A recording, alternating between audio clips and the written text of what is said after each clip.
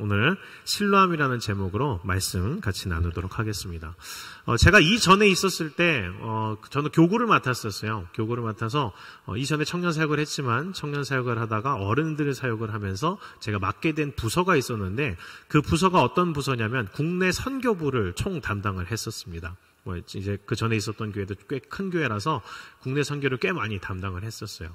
그래서 한 대한민국에 있는 그 교회 가운데에서 좀 미자립 교회 한 20군데 정도를 계속해서 후원하고 여러 가지 단체들을 후원하는 일들을 감당을 했고요. 또 이제 각종 선교들, 국내의 이제 어려운 교회들 가운데에서 한 7군데 정도를 선정해서 매년 여름마다 선교를 진행해서 청년과 어른들이 가서 선교를 진행을 했었고, 또 매달마다 진행하는 사역이 있었는데 그게 뭐냐면 교정 선교와 군 선교를 매달마다 갔었습니다. 그 중에서 이제 되게 인상이 깊은 게 있는데, 교정 선교가 뭐냐면 쉽게 말해서 교도소에 수감되어 있는 죄수들, 그분들에게 이제 찾아가서 이제 복음을 전하고 예배하고 이제 간식도 선물하고 이런 사역들을 하는 게 교정 선교입니다. 그 중에서 이제 제게 제일 인상 깊었던 선교가 있는데 그게 뭐냐면 소망교도소라는 곳에 한 그런 교정 선교였었어요. 이 소망교도소는 지금 이제 여주에 있는데, 이 소망교도소는 아주 독특합니다. 이름부터 이제 좀 풍기는 냄새가 있겠지만, 이 소망교도소는 최초의 민간 교도소이자 기독교 교도소입니다. 그러니까 이곳은 그 목적 자체가 교화와 함께 전도를 목적으로 설립되어진 일명 복음 전하는 교도소입니다. 아주 독특하죠? 이런 게 있는지도 아마 몰랐을 거예요. 그래서 이곳에는 특징이 있는데, 여기에 교도관님들은 전부 다 크리스찬들이에요. 그리고 전부 다 그렇다라고 할 수는 없겠지만, 제가 만났을 때 상당히 감동이 된 건 거기에 있는 교도관님들 한 분 한 분이 정말 특별한 사명을 가지고 선교한다라는 심정으로 거기서 사역을 하고 계시더라고요. 말 그대로 진짜 그냥 일을 하는 게 아니라 사역을 하고 계신다. 큰 사명과 함께 정말 그 선교를 하겠다라는 뜨거운 마음으로 거기 있는 죄수분들, 수감자분들을 만나고 계시다라는 것을 알 수가 있었어요. 거기는 그래도 이제 어떤 교화를 목적으로 하고 그 다른 교도소와는 좀 다르게 어떻게 보자면 좀 더 그 수감자들에게 자유를 좀 허락을 합니다. 그렇기 때문에 이제 좀 더 이제 덜 죄를 진 분들이 오겠지만 그래도 교도소는 교도소예요. 가면은 험상궂게 생긴 분들 많고, 문신이 이제 이쪽 팔에서 저쪽 팔까지 있는 거 많고, 또 교도소에서 운동만 했나 보다 할 정도로 이 피지컬이 좋은 그런 형제들, 자매는 한 명도 없습니다. 형제들만 있는 그런 교도소였어요. 그런데도 불구하고 다른 교도소, 제가 이제 여러 교도소들을 다 갔는데 다른 교도소와는 달리 그 소망교도소에선 특별한 분위기가 연출돼요. 뭐냐면 모두가 그런 건 아니지만 이 교도관님들을 통해서 많은 교화와 이 복음이 들어간 사람들, 이 사람들은 마치 교회학교 선생님과 학생인 것 같은 분위기가 연출되는 거예요. 누구누구 형제 이름을 불러주고, 막 그 수감자들도 교도관님, 때로는 막 선생님 이러면서 막 안기는 모습들을 보이면서, 보통 교도소와는 되게 다르다, 이런 느낌 많이 받았습니다. 거기서 놀란 것 중에 또 하나가 있는데 그게 뭐냐면, 이제 우리처럼 이제 그 선교하러 가는 팀들이 방문을 해서 예배를 드리잖아요. 그럼 앞에서 이제 찬양 인도, 우리 지금 두나미스 팀처럼 찬양 인도하는 팀들이 이렇게 쫙 서 있는데 분위기가 남다릅니다. 뭐냐면 수감자 찬양팀이에요. 그래서 죄수복을 입고 기타 메고 드럼 치고 일렉 기타 치고 베이스 기타 치고 하면서 수감자 찬양팀이 앞에서 인도를 합니다. 그런데 제법 괜찮아요. 찬양은 좀 올드한 거를 했었어요. 이제 좀 옛날 찬양들, 예수 이름이 온 땅에, 요 정도 수준, 아니면은 이제 오늘 부를 이제 실로암 찬양, 요런 정도의 수준을 좀 부르는 찬양팀인데, 꽤 제법 괜찮게 마치 교회 찬양팀인 것처럼 그들이 찬양 인도를 합니다. 여기에서 이제 좀 놀라면서 약간 의문이 들었었어요. 뭐냐면 혹시나 그 앞에 있는 그 찬양팀들이 바깥에서 찬양 인도하고 그런 찬양 멤버들이 사고를 쳐서 일로 들어온 것은 아닐까, 이게 걱정이 돼서 교도관님한테 물어봤습니다. 뭐냐면 혹시 여기 있는 찬양팀들이 바깥에서 사고 치고 들어오신 분들이냐, 꼭 교회 다니시고 이제 찬양팀 하셨던 분들인데 일로 들어온 거냐, 이렇게 물어보니까 다행히 그 교도관님이 말씀하시는 게, 이 소망교도소에 오는 분들 중에서 상당수는 신앙생활을 했던 분들은 별로 없습니다. 이곳에 와서 신앙생활을 하게 됐고 이 찬양팀까지 하게 된 것입니다. 그러니까 어떤 부분에서 걱정하시는지는 알겠는데 그런 류는 아닙니다. 다행입니다. 라고 이렇게 얘기를 해 주셨습니다. 그 수감자들의 그런 찬양팀과 신앙생활을 하는 것을 보면서 어떤 분은 그런 의문을 가졌었어요. 뭐냐면 그래, 이 소망교도소까지 왔고 매일마다 이런 그런 소망교도소의 프로그램들을 하면서 예수 믿는 거 되게 편하겠다. 여기 오면 누구라도 예수 믿게 되겠다 이렇게 생각하겠지만 거기 교도관님의 증언으로는 그렇습니다. 50% 이상 예수 믿는 사람들이 생긴 적은 한 번도 없다고 해요. 어느 정도 한 절반 정도, 최대한 끌어모아도 한 절반 정도만 이 소망교도소에 있는 기간 가운데 복음을 영접하고 세례를 받고 그렇게 신앙생활을 하게 된다라고 얘기하더라고요. 그래서 왜 그러냐라고 했더니 그 얘기를 하셨어요. 뭐냐면 이 죄수들 사이에서 뭐가 있냐면은 아주 독특한 분위기가 있답니다. 그게 뭐냐면 밖에서 진짜로 신앙생활 하던 사람이 이제 실수해서 들어온 경우에는 신앙생활 하는 걸 방해하지 않는데요. 그런데 바깥에서 안 하던 사람이 여기 왔다고 신앙생활을 하려고 하면 괴롭힌다라는 거예요. 나 이제부터 예수 믿을 거야. 나 이제부터 성경 읽을 거야. 이런 식으로 분위기가 갑자기 그 죄수가 바뀐다라고 하면은 옆에서 그렇게나 괴롭힌대요. 뭐냐면 야, 너 같은 죄인이 예수를 믿는다고? 너 전에 안 하던 짓을 지금부터 하겠다고? 너 재수 없어. 그러지 마. 너 나랑 똑같은 죄인이잖아. 네가 무슨 제대로 기독교를 믿어? 네가 무슨 예수를 믿는다고 해? 하지 마. 너나 나나 똑같은 죄인이야. 하지 마. 이런 식으로 괴롭힌다라는 거예요. 그렇기 때문에 그 수감자들 가운데서 정말로 진짜로 예수 믿는다고 하는 사람들 나온다는 거는 이건 보통 일이 아니라고 합니다. 그 수많은 조롱을 이겨내고 그 사람들이 그렇게 비웃는다 할지라도 그래도 나 예수 믿어보겠다라고 노력하는 사람들, 그 사람들이 이 찬양팀까지 올라올 수 있다라고 설명을 해주셨어요. 그 얘기를 듣고 나서 찬양팀을 보니까 더 은혜가 되는 거예요. 아, 저 사람들 그 어려운 순간들을 이겨내고 그 조롱과 야유와 그 핍박을 이겨내고 그 앞에 섰구나. 사람들은 야, 너 같은 죄인이 찬양하면 예수도 싫어해 이렇게 얘기하는데도 그래도 나의 찬양이라도 드리고 싶어서 그 자리에 섰구나. 이거 보면서 큰 감동을 느꼈습니다. 그리고 이제 그 다음에 한 몇 개월 지나서 다시 갔는데 또 대단히 감동이 된 것은 찬양팀 멤버가 막 늘어난 거예요. 덩치 큰 2명이 더 들어왔었고 또 찬양이 힐송까지 왔더라고요. 그래서 와, 대단하다. 멋있다. 이런 감동을 느끼고 온 적이 있습니다. 제가 여러 선교를 했는데 교정선교 말고도 군선교 상당히 또 은혜가 있습니다. 나중에 기회가 되면 이런 교정선교, 군선교까지 같이 갈 수 있으면 좋겠는데 군선교 가운데에서는 이제 가장 인상 깊은 게 그거예요. 신병교육대 같은 데 가면은 기가 막힌 찬양이 울려 퍼집니다. 그 대표적인 찬양이 있어요. 그게 뭔지 아십니까? 그게 바로 실로암이에요. 제가 여러 신병교육대들을 다 가봤는데 신기하게도 신병교육대마다 반드시 이 찬양을 하고 이 찬양을 할 때면 정말 놀라운 일들이 벌어집니다. 이 실로암 찬양을 하면 그 자리에서 전부 다 막 군인들이 일어나서 막 왼발 소리를 지르기 시작하다가 나중에 막 각계전투까지 나와요. 그래서 너무나 우렁차게 찬양하는 그 모습을 보면서 진짜 그런 감동이 있었어요. 와, 이렇게 찬양하면 정말로 주님 오시겠다. 이렇게 찬양하면 정말 귀머거리도 듣겠다. 이렇게 찬양하면 궁금해서라도 진짜 눈먼 자도 눈 뜨겠다 싶을 정도로 너무나 힘차게 찬양하는 모습을 보고 큰 감동을 느낀 적이 있습니다. 오늘의 말씀 본문, 그것이 바로 이 찬양의 주인공인 실로암입니다. 이 실로암은 이제 우리 한국어로 번역하자면은 이 뜻을 담고 있어요. 뭐냐면 보냄을 받았다라는 뜻을 담고 있습니다. 오늘 요한복음 말씀 가운데에서 예수님께서는 날 때부터 맹인된 자를 고쳐주시는 기적을 행하셨습니다. 그런데 이번 기적은 다른 때와는 좀 많이 다른 점을 보입니다.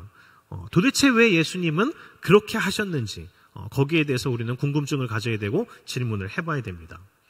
이 질문에 대해서 대답하기 전에 이 질문에 대한 중요한 답으로서 우리가 먼저 알아봐야 될 게 있습니다. 그게 뭐냐면 실로암의 역사입니다. 이것을 먼저 잠깐 언급하도록 하겠습니다. 이 실로암 연못은 예루살렘 성 바깥에 있는 기혼샘과 연결되어 있습니다. 그리고 이 연결은 자연적인 것이 아닌 사람들이 직접 땅을 파서 연결한 인공 수로입니다. 그러니까 자연적으로 연결되어 있는 시냇물 흐르는 길이 아니라 인공으로 연결된 사람들이 일부러 연결한 수로입니다. 이에 관련된 역사를 제가 얘기를 해드리겠습니다.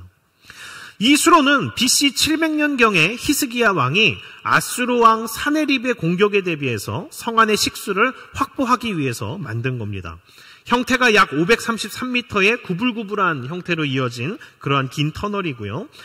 이곳은 이제 실로암 연못과 기혼샘이 연결되어 있는데 독특한 거는 서로 연결되어 있고 위에 아래가 구분되어 있기 때문에 위에 있는 샘을 이제 윗못이라 부르면서 기혼샘이라고 하고 아래에 있는 샘을 이제 연결되어 있는 밑에 있는 성 안에 있는 샘을 실로암 연못이라고 했습니다. 그리고 또한 어떤 샘으로 불리었냐면 히스기야 왕의 공적을 기리고 히스기야 왕이 일부러 연결해서 만들었다라고 해서 왕의 연못이라고 이름을 붙이기도 했습니다.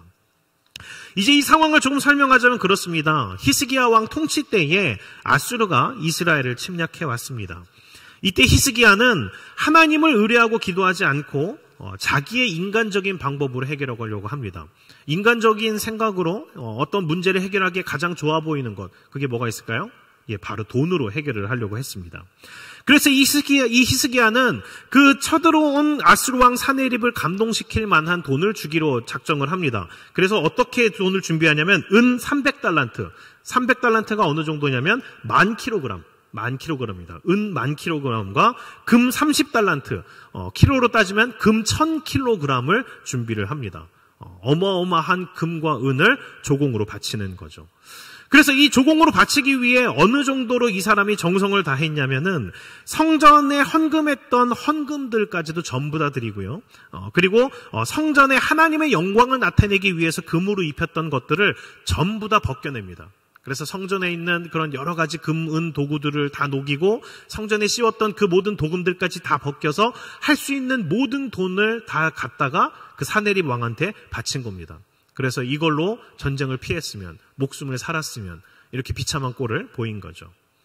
그렇게 해서 사네립에게 조공을 바쳐서 이걸로 이제 면벌을 했겠다, 살겠다라고 했는데 사네립은 그렇게 호락호락한 사람이 아니었습니다. 그때는 돌아가는 듯 했지만 바로 얼마 안 가서 2차로 전쟁을 일으킨 거예요. 바로 얼마 안 가 다시 예루살렘을 포위하고 쳐들어옵니다.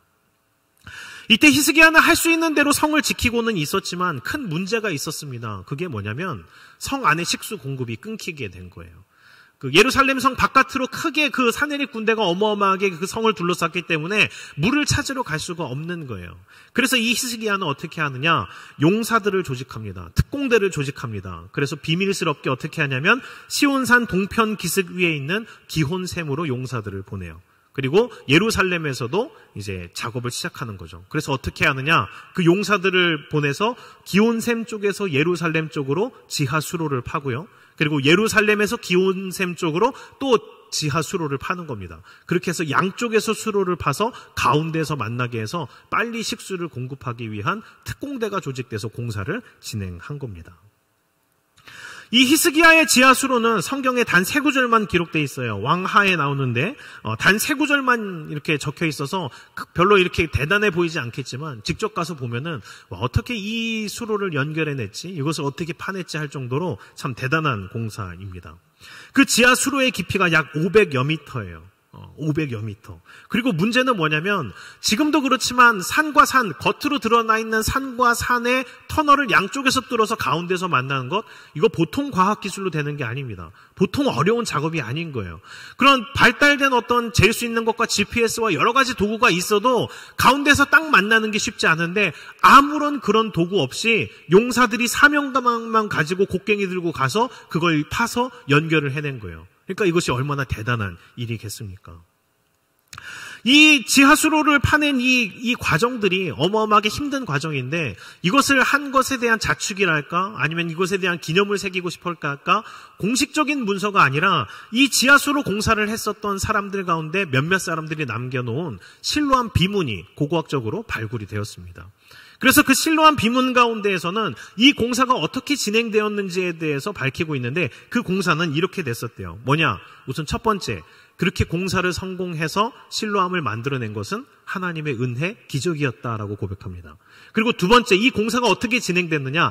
아주 간단했습니다. 뭐냐면 기온샘으로 파견된 그 사람들은 예루살렘이라는 큰 비전, 그 방향만 보고 무식하게 파기 시작한 거예요. 그리고 예루살렘에서 기온샘으로 가는 사람도 마찬가지로 크게 기온샘만 바라보고 파기 시작한 거예요. 그리고 파면서 그 굴 사이에서 뭘 했느냐? 서로가 하는 그 작은 세미한 소리, 그 저쪽 끝에서 들려오는 작은 세미한 소리를 의지해서, 그렇기 때문에 똑바로 가는 게 아니라 구불구불하게 서로 조금씩 파면서 그 소리를 들으며 서로를 향해 파 나간 거예요. 근데 놀랍게도 그 소리, 세미한 소리를 향해서 간 그 땅굴 파기가 결국 성공해서 가운데에서 만나서 사람들에게 생명의 수를 공급해 줍니다. 그러니까 작업자들은 그러는 거예요. 자세히 알지는 못해도 과연 이쪽이 맞을까? 이런 의문이 들었었고, 이 생명의 물을 전달해야 되는데 과연 내가 할 수 있을까? 이런 의문이 들었지만 반드시 해야 된다라는 이 사명 하나 가지고 숨죽여가면서 희미하게 들리는 그 소리를 쫓아서 계속해서 서로를 향해 수로를 파낸 겁니다. 그렇게 왕에게 특별히 선택되어서 보냄받은 자들이 결국 지하 수로를 완성해서 예루살렘에 생명의 물을 공급했습니다. 그래서 이제 그 역사를 보면 알겠지만 그 히스기야와 그 백성들이 살 수 있었고, 결국에 하나님의 도우심으로 사내립을 물리치는 사건이 일어났던 게 바로 그 열왕기 하에 나오는 사건입니다. 그래서 그렇게 만들어진 샘물이기 때문에 그 샘물의 이름을 뭐라고 지었다? 보냄받은 자의 샘, 실로암이라고 이름을 지었던 겁니다. 그 보냄받은 자의 샘, 실로암, 그 근처에서 예수님과 제자들이 날 때부터 소경된 자를 만나게 됩니다. 맨 먼저 사람들은, 그리고 그 중에서도 제자들이 날 때부터 소경된 자를 보고는 예수님께 이 질문을 던집니다. 선생님, 이 사람이 맹인으로 태어났는데 이것은 누구의 죄 때문입니까? 이 질문을 한 거예요. 왜 이 질문을 했느냐? 당시의 유대인의 정서 가운데에서는 그 생각이 있었어요. 뭐냐면 전지전능하신 하나님, 모든 것을 주관하시는 하나님이시니까 모든 것은 하나님께서 인과의 결과로서 뭔가를 일으키신 거겠지라는 이 생각이 있었어요. 그래서 이 유대인들은 정서가 있는데 어떤 정서가 있냐면 모든 것을 인과로서 따지기를 좋아합니다. 죄의 결과로서 따지기를 좋아합니다. 그래서 이것들에 대한 어떤 정서와 생각이 대표적으로 욥기에서도 드러나죠. 그래서 욥이 재산을 잃고 자식을 잃고 병에 걸렸을 때 욥의 친구들이 찾아와서 어떻게 하죠? 같이 얼싸안고 울고 같이 위로하는 게 아니라 엘리바스, 빌다, 소발이 이 얘기부터 하는 거예요. 그래, 욥, 너 어떤 죄를 졌어? 자, 이제 말해봐. 너 그동안 정직한 것 같더니만 뒤에서 어떤 죄를 저지른 거야? 얼마나 끔찍한 일을 저질렀길래 하나님께서 이런 벌을 내리셨어? 자, 빨리 말해봐. 이거 따지는 게 욥기입니다. 하나님은 그게 아니라고 이야기하시는 거고. 이런 정서가 있는 가운데에서 이것이 누구의 죄, 이것이 누구의 죄, 이런 거 따지기 좋아하는 이 정서 가운데에서 날 때부터 맹인된 사람, 이 사람은 솔직히 난제인 거예요. 왜냐하면 이 죄의 책임을 누구의 것으로 따지느냐가 쉽지 않은 겁니다. 그래서 당시 유대인들은 이거에 대해서 늘 의문이 있었고 논쟁이 자주 됐었습니다. 자, 태어날 때부터 맹인이었기 때문에 어떤 것이 추측 가능하냐면 태어날 때부터 눈이 없었으니까 이 사람 스스로의 죄 같지는 않은 거예요. 그러니까 다 사람들이 편하게 이렇게 생각하는 거죠. 그럼 부모의 죄 때문이다. 맞아. 부모의 죄 때문에 그 부모 고통스럽게 하려고 날 때부터 이 사람이 눈이 없는 거다. 이렇게 추리를 하는 거예요. 그런데 이것도 문제가 있어요. 왜냐하면 그렇다면 부모에게 죄를 물어야지 왜 아무것도 모르고 그저 태어나기만 한 아이에게 하나님께서 죄를 물으신 거냐. 그러니까 부모의 죄가 아니라 이 아이가 스스로 어떤 뭔가 죄를 저지른 게 아닐까? 이렇게 또 추측을 하는 거죠. 그러니까 이 두 가지 사이 가운데서 계속 갈팡질팡하는 거예요. 부모의 죄 때문이냐? 아니면 이 아이가 뭔가 태어나면서부터 어떤 죄를 진 거냐? 이것 가지고 논쟁이 많았었던 거예요. 그러니까 제자들이 날 때부터 맹인이었던 이 사람을 보자 예수님께 그게 궁금해진 거예요. 그래서 그걸 질문합니다. 예수님, 이 날 때부터 맹인인 자의 죄, 이 날 때부터 맹인인 자는 누구의 죄 때문입니까? 제자들조차도 이걸 질문한 거죠. 그러자 예수님은 이에 대해서 누구의 죄 때문이다 라면서 답을 내리지 않습니다.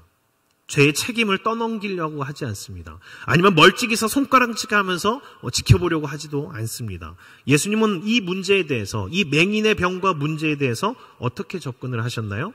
그렇습니다. 예수님은 그 맹인의 아픔을 자신의 것으로 품으셨습니다.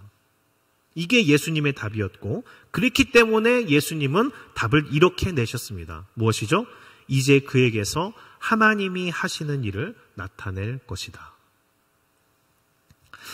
사람들에게는 죄인 취급을 받았고 누군가에게는 쓸모없을 것 같아 보였던 날 때부터 맹인이었던 사람은 예수님의 손에 붙들려서 하나님이 하시는 일을 나타내는 사람이 되었습니다.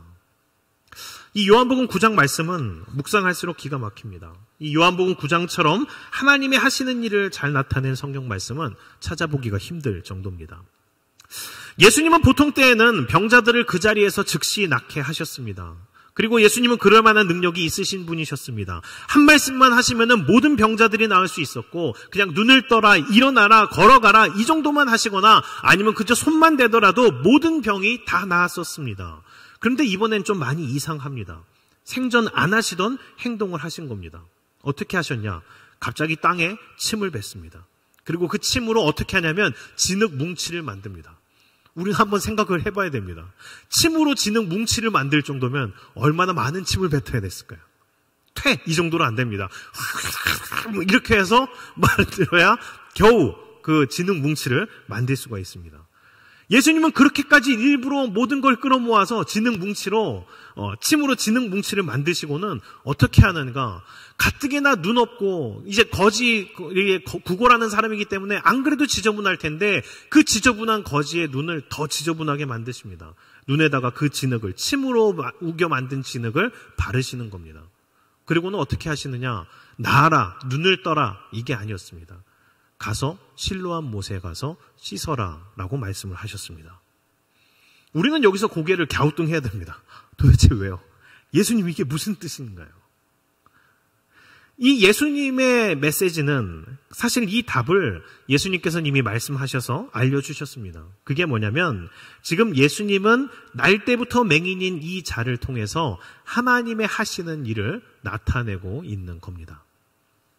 이 부분을 제대로 이해하려면 우리는 여기서 좀 상황을 잘 생각을 해봐야 됩니다. 앞도 보이지 않는 자가 얼굴엔 진흙이 잔뜩 묻은 채로 어디 있는지 보이지도 않아서 찾아가기도 힘든 실로암을 향해 더듬더듬거리면서 찾아가야 합니다. 사람들한테는 아마 이래야겠었죠. 죄송한데 실로암이 어디인가요? 실로암 혹시 이쪽으로 가면 맞나요? 아니 저쪽인가요? 저쪽으로 가세요. 이쪽으로 가세요. 저쪽으로 가세요. 수많이 물어보면서 어설프게 비틀거리면서 찾아 헤매면서 그 실로암을 갔어야 됐을 겁니다. 그렇게 한참 헤매면서 가는 이 맹인을 보면서 사람들은 아마 여러 가지 반응들을 했을 거예요. 손가락질을 했을 수도 있고, 누구는 옆에서 비난을 했을 수도 있고, 특히나 정결을 강조하는 이 바리새인이나 율법 교사들은 장애를 가지고 있는 것도 상당히 불편하게 보는데 이 장애인이 불결하기까지 합니다. 얼굴이 진흙 범벅이 됐어요. 침 냄새까지 나요. 그러니까 훨씬 더 조롱과 비난의 대상이 될 수도 있었을 겁니다. 아니면 또 한쪽에서는 이 맹인을 불쌍히 여긴다고 이렇게 얘기했을지도 몰라요. 그거 그렇게 막 애쓰지 말라고. 지금 뭐 하는 짓이냐고. 그냥 여기서 그냥 세수하고 말라고. 여기 그냥 주저앉아서 얼굴이나 닦고 다시 가서 동냥이나 하라고 이런 말 한 사람도 있었을 겁니다. 그런데 이 맹인은 대단히 단순하게 반응을 했습니다. 예수님이 말씀하셨으니까. 예수님이 실로암 못에 가서 씻으라고 하셨으니까. 그렇게 나를 보내셨으니까. 이 맹인은 예수님의 그 들은 말씀만 의지해서 실로암까지 찾아갑니다. 더듬거려도 헤매도 가다가 넘어져도 이 맹인은 계속해서 실로암을 향해 한 걸음 한 걸음 가는 겁니다. 사람들은 조롱하였고 바리새인들은 의심하였을 겁니다. 그러나 실로암 못에 가서 눈을 씻은 그는 더 이상 맹인이 아니었습니다. 마치 언제 그랬냐는 듯 맑은 눈으로 세상을 보게 된 것입니다. 이 실로암 사건이 무엇을 말할까요? 말했듯이 이 실로암 사건은 하나님의 하시는 일을 나타내고 있는데 쉽게 이해하도록 설명하자면은 다음과 같은 메시지를 던져준다고 하겠습니다. 이 실로암 사건은 보냄받은 자, 예수님을 상징함과 동시에 하나님이 하시는 일을 세상에 나타내는 성도의 삶, 즉 예수님에게 보냄받은 교회를 보여주는 사건입니다. 실로암은 그 역사 자체가 생명수를 구하기 위해서 그 생명수를 사람들에게 전해주기 위해서 땅을 파도록 보냄받은 자들이 결국 생명수와 사람들을 연결해서 모두를 살게 한 사건이 있는 곳입니다. 이 실로암 사건처럼 교회의 역할을 잘 설명하는 것은 없습니다. 맹인이 보여주고 상징하는 바가 바로 그 모습, 바로 교회의 모습입니다. 맹인은 예수님의 보내심을 받아서 많은 사람들의 주목을 끌면서 실로암으로 갔습니다.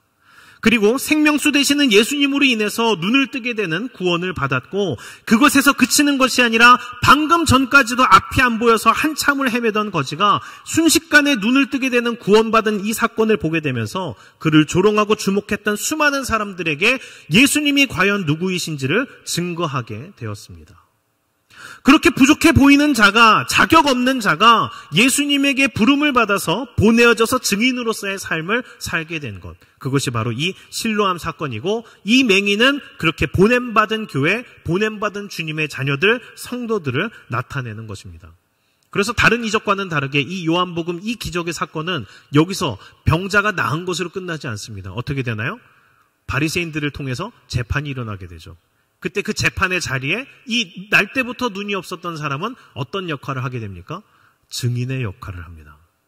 예수 그리스도의 증인으로서 서는 것을 우리가 함께 보게 되는 겁니다.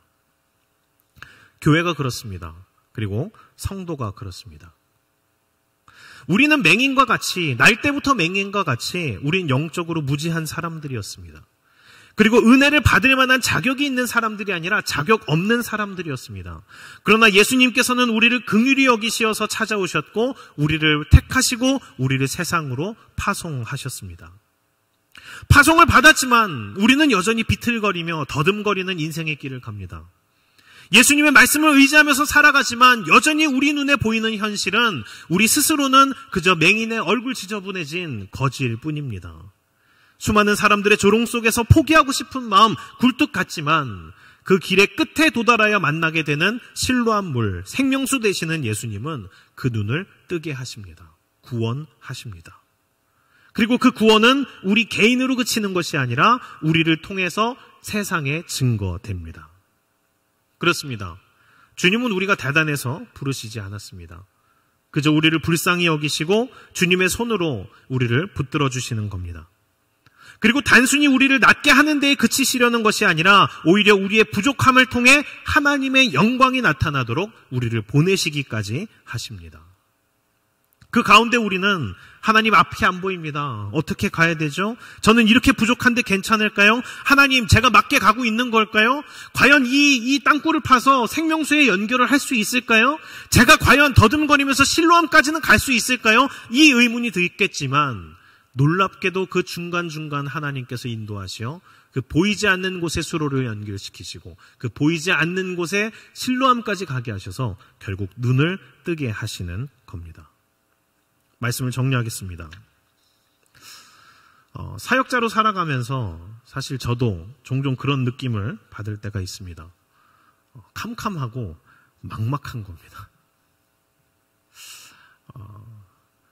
다음 세대에 대한 부르심을 받고 이 땅에 그런 하나님의 제자들, 백성들, 그런 제자들을 흥왕하게 하는, 부흥시키는 그런 사역자가 되겠습니다 하고 이 자리에 왔는데 오히려 제가 사역을 처음 시작했을 때보다 점점 더 여건은 힘들어지는 것 같아요.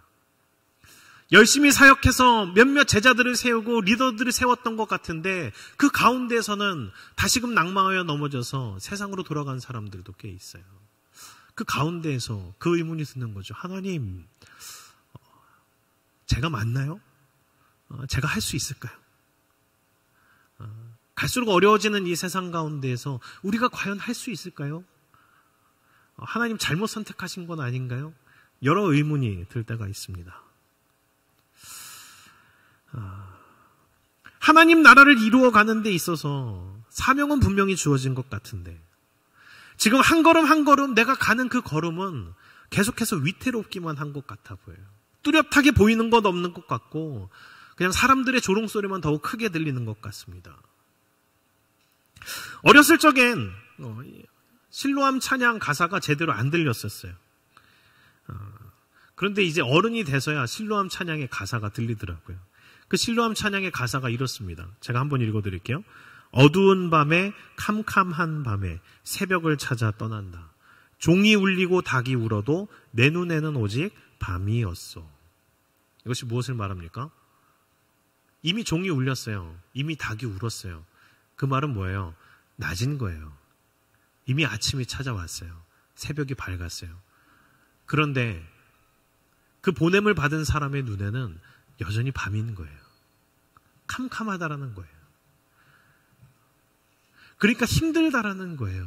하나님의 사명을 받아서 보냄받아서 내가 이 길을 가고는 있는데 하나님 앞이 보이지 않습니다. 정말 하나님께서 바라시는 그 부흥의 때가 올까요? 회복의 때가 올까요? 마치 언더우드가 말했던 고백처럼 이 조선 땅이 변할 수가 있을까요? 이 땅에 교회가 곳곳에 세워진다고요? 과연 그날이 올까요? 이 의문이 드는 거죠. 그런데 오늘 본문이 그것을 말하는 겁니다. 캄캄해 보이니 그래도 계속 가. 그 세미한 음성 듣고 우리는 계속 가는 겁니다. 사도행전에 그러고 나서 이제 묵상을 해보니까 그게 보여요. 사도행전에 나오는 사도들, 예수님이 직접 파송을 받은 그 사도들, 그들이라고 자신의 걸음을 다 알았을까요? 그 대단한 사역을 이루었다라는 바울조차도 자기 뜻대로 전부 다 된 사역들은 없었어요.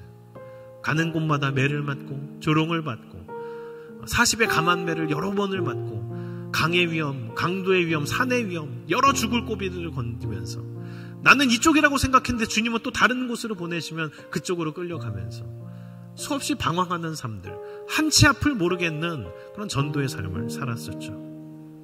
그러나 그 바울을 통해서 하나님께서 역사를 이루셨듯이 놀라운 것은 하나님의 일은 하나님께서 하신다라는 겁니다. 그렇습니다.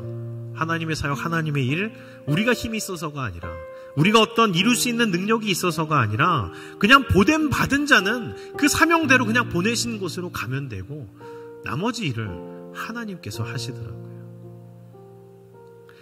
실로암 찬양의 가사 후렴구는 이렇게 고백을 하고 마무리돼요. 오 주여 당신께 감사하리라 실로암 내게 주심을 나에게 영원한 사랑 속에서 떠나지 않게 하소서. 이 후렴 가사는 참 독특합니다. 뭐냐면 앞에 말했던 그 캄캄함의 문제들이 해결됐다라는 고백이 없어요. 그 어떤 놀라운 기도의 기적으로 뭔가 응답으로 뭔가 해결됐다라는 그 말이 아니에요. 그래서 내 기도가 응답돼서 감사합니다 하는 그 찬양이 아니에요. 뭐죠? 실로암. 나를 구원하신 예수 그리스도의 그 은혜, 그것에 대한 감사가 있을 뿐이에요. 그래서 주님, 내 문제가 해결됐다 하지 않더라도 그냥 주님으로 인해 감사합니다. 그 사랑 가운데에서 그냥 깨이지만 않게 하소서. 그 사랑 가운데에서 그저 떠나지만 않게 하소서. 주님 보내셨으니 제가 그 길 계속 가겠습니다. 그저 그 사랑 가운데에만 거하게 하여 주옵소서. 이게 이 찬양의 고백입니다. 이 예배 자리에 나온 청년 예배 자리에 나온 여러분들을 축복하고 사랑합니다. 주님께 부름받아 우리는 같이 그 길을 가게 되었습니다. 많은 청년들 어떠한 자기의 성공을 위해 더 편한 자리를 위해 떠날 때에 이 주일 오후를 시간을 구분해서 이 자리에서 예배 자리를 지키는 여러분들을 저는 너무나도 사랑하고 축복합니다. 이 걸음을 걷는데 그게 참 쉽지가 않아요. 저도 그렇지만 여러분들도 각자에서 그 걸음을 걸어내고 있는 것을 압니다. 마음 같아서는 어떤 확답을 주고 싶어요. 몇 년만 걸으면 넌 할 수 있어. 이제 조금만 더 가면 뭔가가 나올 거야. 근데 그건 저의 소관이 아니에요. 그냥 우리가 해야 될 건 그냥 그 세미한 소리를 들으며 계속해서 땅을 파는 거예요. 주님 과연 닿을 수 있을까요? 이 의문은 들지만 분명한 것 하나는 이 생명수를 기다리는 사람들, 예수 그리스도의 복음을 기다리는 사람들, 그 복음을 들어야만 구원받는 사람들이 있기 때문에 우리는 그 땅을 계속 파나가는 거예요. 나는 잘 모르겠는데 실로암으로 보내신 그 주님의 뜻이 분명히 있기 때문에 물어가며 조롱받으면서도 우리는 그 실로암까지 그냥 가는 거예요. 나머지 일들은 이제 주님께서 하시는 겁니다. 같이 가길 원합니다. 같이 걸어가길 원합니다. 특히나 리더의 자리를 맡았었던 분들, 계속해서 리더하자는 말 참 쉽게 떨어지지 않아요. 근데 기도하면 그 말 하라는 메시지를 하나님께서 주십니다. 같이 갑시다. 같이 가야 됩니다. 그럼 리더하면 뭐가 잘 되나요? 그건 전 몰라요. 확답할 수는 없어요. 그러나 한 가지는 압니다. 주님께서 기뻐하실 거예요. 그 걸음 가면서 제가 세론을 까먹는 건 아닐까요? 괜찮아요. 같이 걸어가는 그 걸음이 의미가 있는 겁니다. 얼마나 잘했느냐가 아니라 얼마나 충성됐느냐를 하나님은 물어보시니까요. 그 믿음의 걸음을 같이 걷는 여러분들 되시기를 주의 이름으로 축원합니다.